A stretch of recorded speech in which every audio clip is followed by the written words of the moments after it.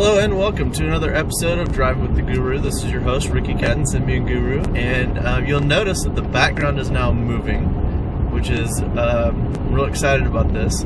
And I'm actually using the Nokia HH-12 and CR-82, and I'd mentioned CR-89 before, but it is the 82 I checked, car mount system, and you can see how steady it is. I'm driving on the same roads that I used to drive on, and I'm sure some of y'all remember how bumpy that used to be. So really thoroughly impressed. I've actually got a video that I'm going to insert here in a minute that I took with the, again, just like this, on some really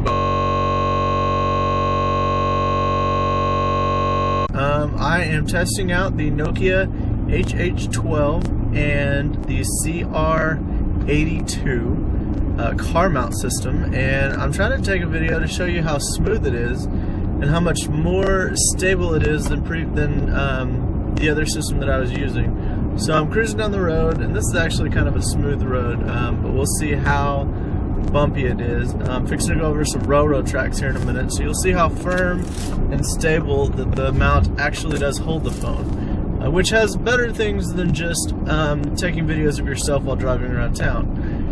If you're doing GPS, if you're watching a movie on there, of course you wouldn't watch a movie while you're driving, but you may. You know, it's important that it stays stable and it's not bouncing all over the place. A, so you can read it. B, so that, you know, you can watch your movie or whatever.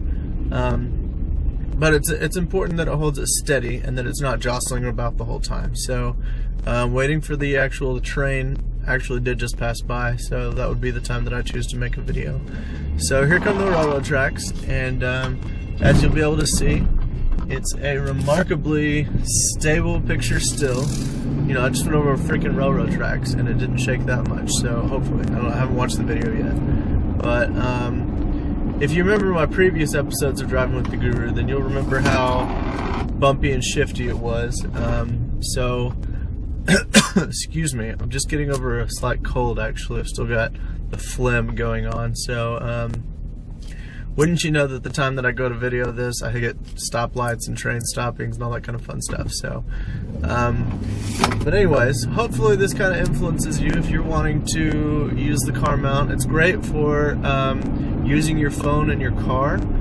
Most of the modern aftermarket stereos and a lot of the factory ones, actually, you can really easily add a 3.5mm audio jack so that you can plug straight into your N95, your N82 or whatever, and use it as your stereo practically. I mean, you know, with an 8GB micro SD, those are under $100 now. You can totally use your phone as your sound system for your car or truck or whatever. So that's definitely a viable option, and again, you want that mounted securely. And so yeah, so I guess this video hopefully gives you a good idea of how stable and how, you know, firm the grip is in the phone.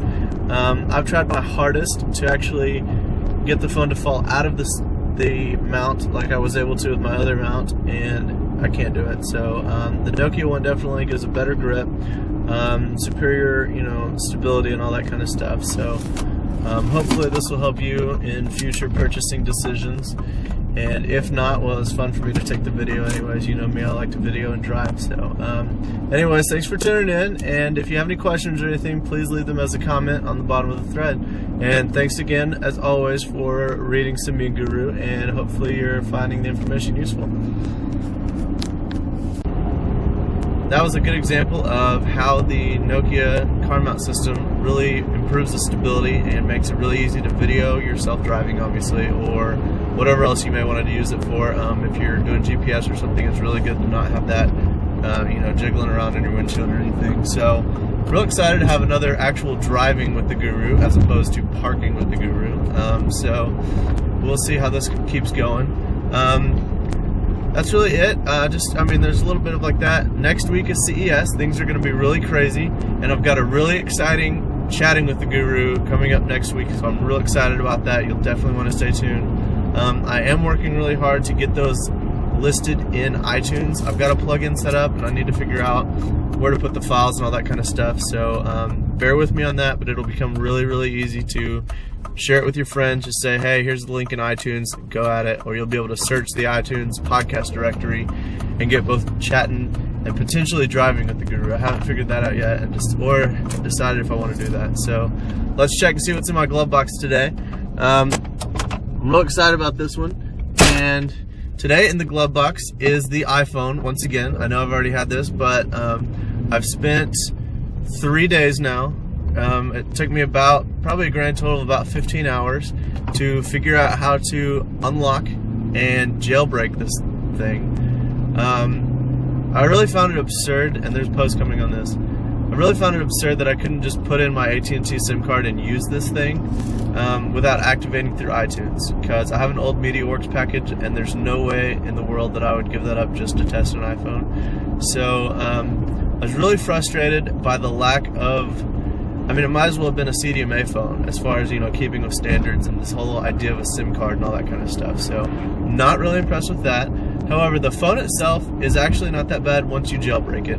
I know I said previously that I was going to try to use it, you know, out of the box like Apple intended for a week or two. Yeah, there's no way possible. I lasted maybe 10 minutes and I was like, forget this. So, but once you have jailbroken it, it is really, it's really actually usable. I mean, there's tons of applications for it, and I've got several posts coming up. I don't want to spoil all the fun here on the podcast, but it's really kind of cool. For those of you that haven't seen it, it's pretty cool. And I've actually, two things that I do want to highlight that I've found for it thus far is there's a program called Ants, iAnts or something like that. And all it does is put a bunch of little creepy crawly ants all over your screen all the time. Like, that's the whole application. Which is really stupid, but I mean, it's kind of fun. You know, I mean, it makes me want to constantly like brush them off, but kind of fun. I don't know if you can even see them crawling around on here right now, probably not.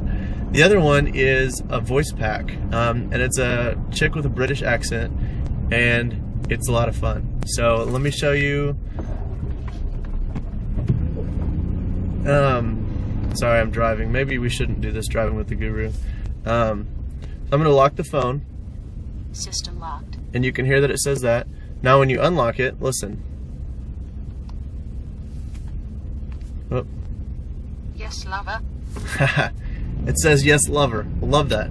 Little things so far are kind of entertaining, such as that. So that's really the iPhone right now. More to come on that soon, and definitely stay tuned for CES. I will be the at-home correspondent for Mobile Burn, so I have actual people at CES that are going to be reporting back to me, essentially, even though they're my bosses. And so I'll be getting a constant flood of emails from the floor, and I will also be compiling whatever I can for Simian Guru and Mobile Burn. So that's it. More to come in just a little bit.